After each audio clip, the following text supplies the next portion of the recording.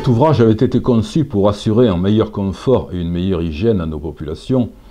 Nul n'avait pu imaginer qu'il se révélerait un jour funeste pour des dizaines de familles seinoises.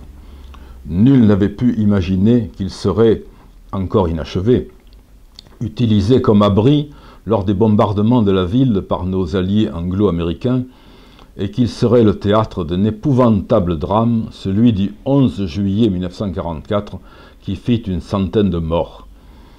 Cette horrible catastrophe, cette épouvantable tragédie qui constitue un sujet en soi, nous la raconterons dans un prochain épisode consacré aux années dramatiques traversées par la Seine au cours de ces années 42-44. Après ce drame, il fallut reprendre le chantier. 7 années furent encore nécessaires pour l'achever. On est alors en 1951. Les 18 millions de francs de prévus en 1940 sont devenus 1,1 milliard. Car il a fallu aussi prolonger l'émissaire vers le nord et l'est. 12 km de galeries en tout pour y raccorder les 7 villes avoisinantes, dont Toulon, le Revest, la Valette, etc. Un syndicat intercommunal est créé et l'émissaire commun, projet de plus de 50 ans, pourra enfin être mis en service au début de l'année 1952. À ce moment-là, 250 000 habitants sont raccordés et vont voir leurs conditions de vie améliorées. Un immense progrès, mais tout n'est pas réglé pour autant. Certes, toupines et torpilleurs ont disparu de l'environnement urbain, et la pollution de la rade de Toulon se trouve réduite à peu de choses. Mais les effluents sont déversés en mer, derrière le cap Sissier, sans aucun traitement.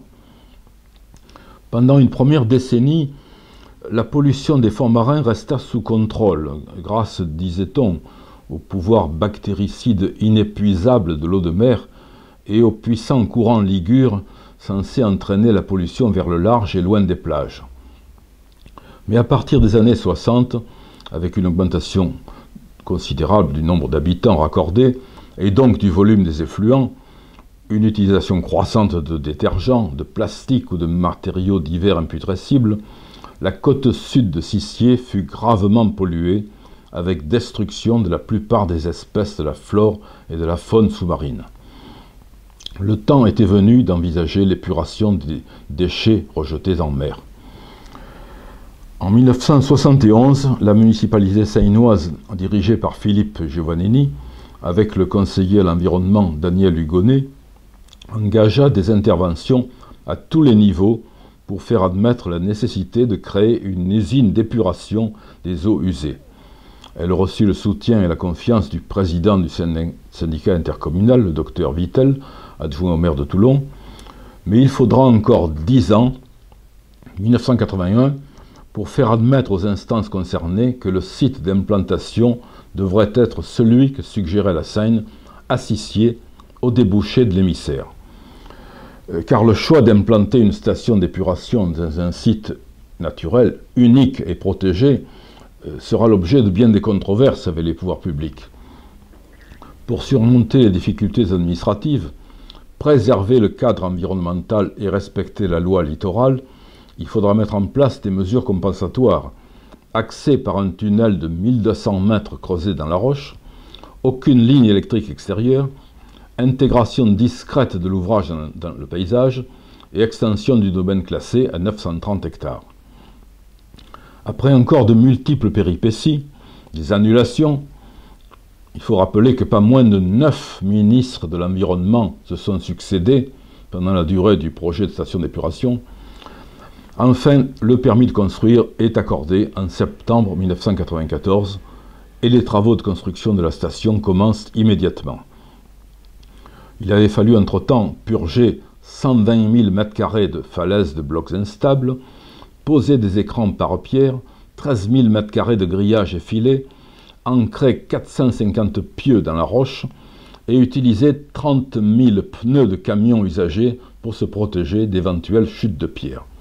Construire aussi une plateforme marine et une digue artificielle de 200 mètres de large par 8 mètres de haut. L'usine de dépollution est terminée en 1997 et mise en service en 1998. Elle a coûté 118 millions d'euros. On la baptise Amphitria, du nom d'Amphitrite, la déesse mythologique de la mer, épouse de Poséidon et mère de Triton. Sans entrer dans des détails techniques, rappelons qu'Amphitria est dotée d'un étage dit physico-chimique qui permet déjà d'éliminer 90% des matières en suspension, puis de 3 technologies novatrices, un traitement biologique qui permet d'épurer les eaux à 98%, un four d'incinération qui produit les déchets ultimes évacués par camion, et le traitement des fumées. Elle est conçue pour le traitement des eaux usées de 550 000 habitants, avec un volume journalier d'effluents de plus de 100 000 m3. À l'origine, Amphitria était la propriété du syndicat intercommunal de la région toulonnaise pour le traitement et l'évacuation en mer des eaux usées, le CIRTME, qui est présidé depuis 1986 par M. Gilles Vincent. En 2009, l'assainissement est transféré à la communauté d'agglomération TPM, dont M. Vincent est vice-président. Amphitria est, à ce jour, la seule usine du bassin méditerranéen à être conforme à la réglementation européenne. Depuis sa mise en service, et d'après les campagnes de suivi de la qualité du milieu marin, le milieu marin s'est considérablement amélioré, qu'il s'agisse des eaux de baignade, de la flore marine ou du retour d'une faune marine qui avait disparu.